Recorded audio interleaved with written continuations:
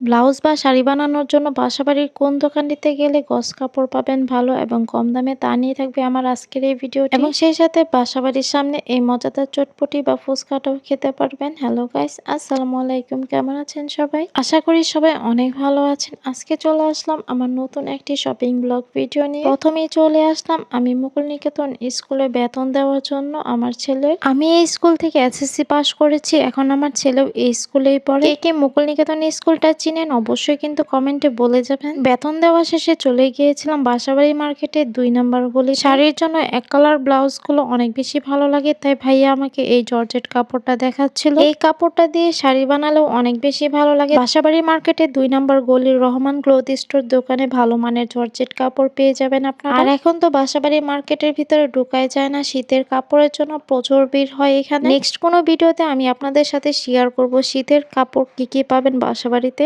আর বাসাবাড়ি মার্কেটের সামনে এই ফুচকাওয়ালা মামার দোকানে কে কে ফুচকা খেয়েছে? এই দোকানে এখন তো ছোট ফুচকাও পাওয়া যায়, আর এখানে ছোট ফুচকাটা আমার কাছে তো বেশ ভালোই লেগেছে। কেমন লেগেছে আমার আজকের ভিডিওটি অবশ্যই কমেন্টে বলে যাবেন। ধন্যবাদ, খোদা হাফেজ সবাইকে।